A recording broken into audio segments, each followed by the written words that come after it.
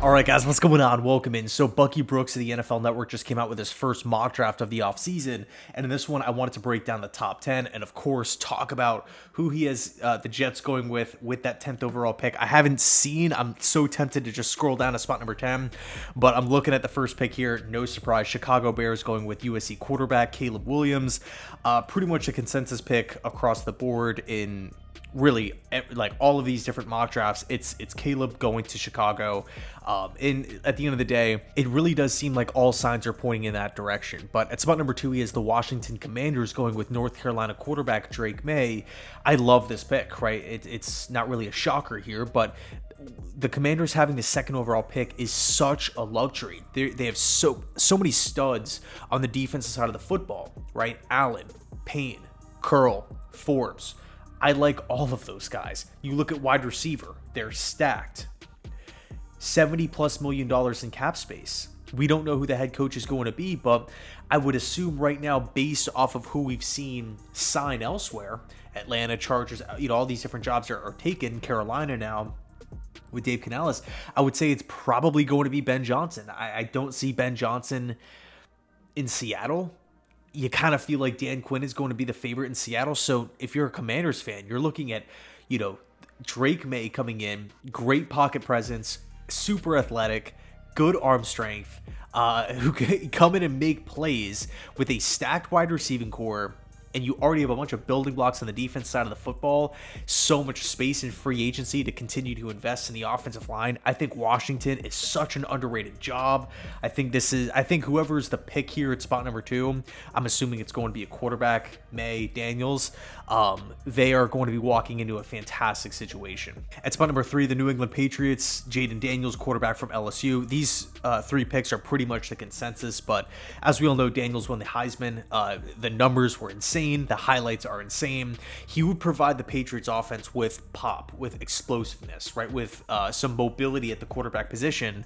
Nobody really has to prepare for mobility from the quarterback position when you're playing the New England Patriots. It wasn't, we have to go back to Cam Newton a couple years ago. To really have any sort of running element from the quarterback spot. So Daniels right off the bat gives you so much quickness, so much speed at that spot. Now, it remains to be seen if the Patriots are going to bring back both starting tackles in Trent Brown on the left side and then Onwenu on the right side. I feel like with Gerard Mayo taking over, it would just be smart, maybe extend one and franchise tag the other. But it's at this point in time, it still kind of feels up in the air with both tackle spots. But regardless, the Patriots need a new signal caller. I feel like Daniels does make a lot of sense for New England. Of course, it does depend on the offensive coordinator, though. Who's going to be installing the offense, who's going to be calling the plays, who's going to be responsible for developing Jaden here. Spot number 4, Arizona Cardinals, Marvin Harrison Jr. This is pretty much every single mock draft. You see Marvin Harrison going to the Cardinals. Just makes all the sense in the world. The Cardinals really need help at wide receiver. Hollywood Brown's a free agent. You got to get Kyler Murray some help on the offensive side of the football. And Harrison is widely viewed as one of the top wide receiver prospects to come out in a long, long time. Right, just so many likable traits with Marvin Harrison. So easy pick here. At spot number 5, Brock Bowers, tight end from Georgia. Now that Harbaugh has gotten the job at the Chargers, I think in my personal mock draft, I think I'm going to go in this direction too. The Chargers, they're such a weird team, right? What team out there is over the cap, has tons of great players, tons of veteran players, has a fantastic franchise quarterback who's like entering his prime now, but they lose all the time? It doesn't make sense, right? So with Harbaugh coming in the building, he's looking at this veteran team. I'm pretty sure he's not just going to blow it up and just start fresh from a rebuild. I think he's going to take what they have and try to shift them in the right direction. Brock Bowers is a win-now player. Brock Bowers comes in immediately at tight end and helps out in the running game. He helps out in the passing game. He takes pressure off of the older wide receivers that the Chargers possess. He gives Herbert a security blanket, right? And also, Gerald Everett's a free agent. Now, of course, they could bring him back, but I think this, although it's really, really high to select a tight end in the top 5, Bowers is an elite prospect. He fills a team need. I really feel like the Chargers aren't this you know, horrible team with 12 needs all over, all over the place. They have to account for 9 different positional needs. Not in the slightest. Not in the slightest. I think Harbaugh wants that win now player. So Bowers, to me at least, makes sense. For the New York Giants here at spot number 6, Rome Odunze, wide receiver from Washington. I love this pick. I think Rome Odunze today is the best wide receiver on the Giants roster. I think the second he walks in, he's the wide receiver 1. Now, it remains to be seen what the Giants will do in free agency. I feel like Gabe Davis is the obvious, receiver that pops into your head, right? Obviously, big body target. He's going to get a lot of looks with the Giants. He has former experience working with Brian Daboll back in Buffalo. I think that makes a ton of sense. But as of right now, if you add Gabe Davis and a Rome Odunze to the Giants offense, heck yeah, they're a lot more explosive.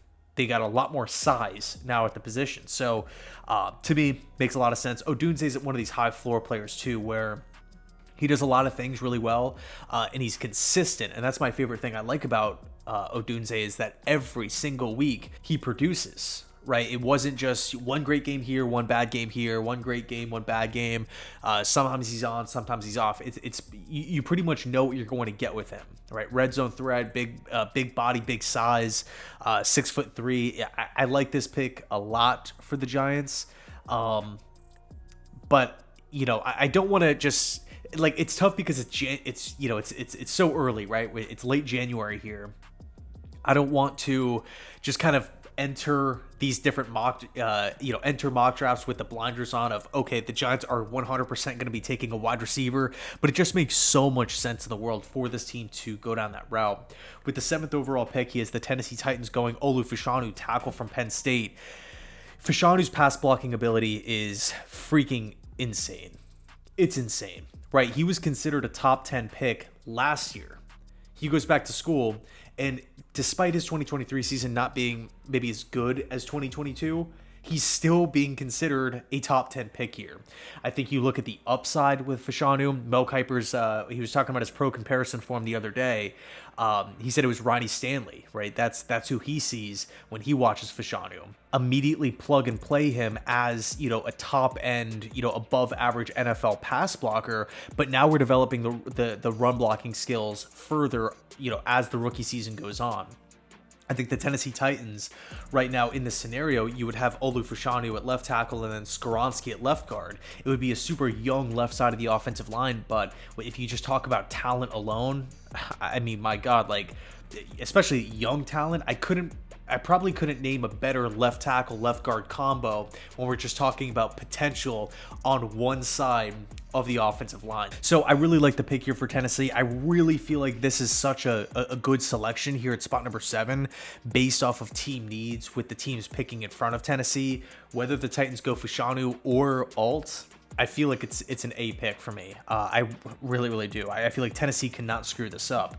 But moving on, we have the Atlanta Falcons. He has them going with, Dallas Turner, edge rusher from Alabama.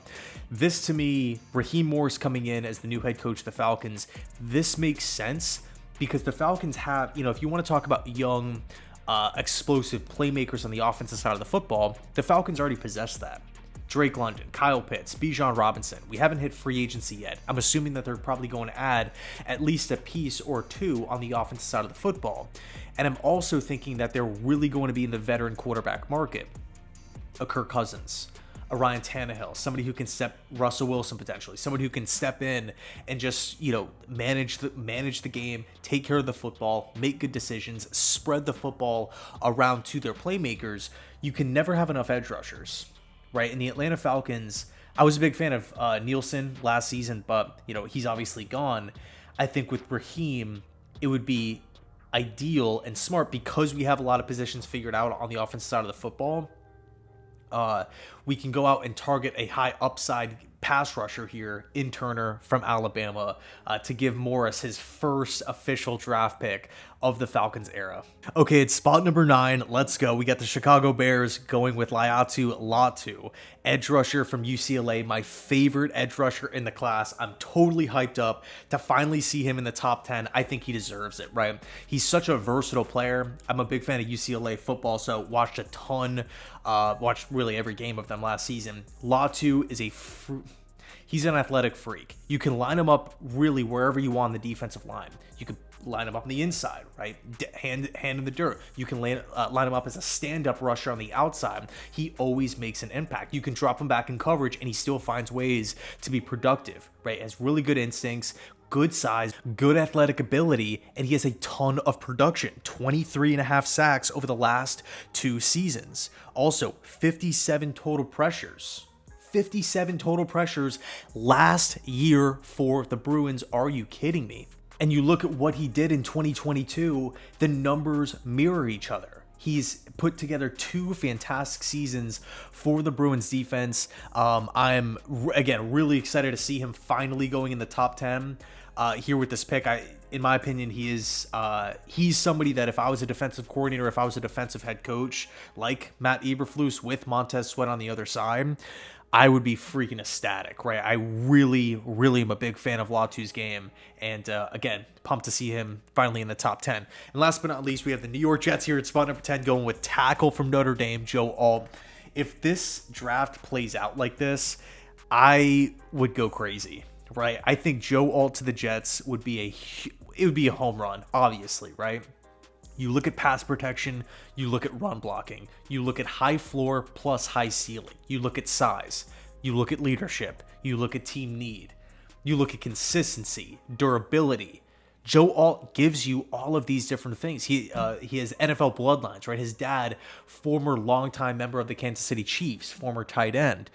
I think if you listen to what coaches and what his teammates say about him at Notre Dame, they're almost like blown away with how Alt handles himself on a day-to-day basis. They talk about him as if he's a professional already. This to me is a building block. Joe Alt is a guy that I feel like if the Jets land him at spot number 10, he's probably going to be here for 10 years. Like that's not only how bad the Jets need offensive line, but how much Joe Alt, or I guess how much I like Joe Alt as a prospect. I think there's been better tackles throughout the years that have came out.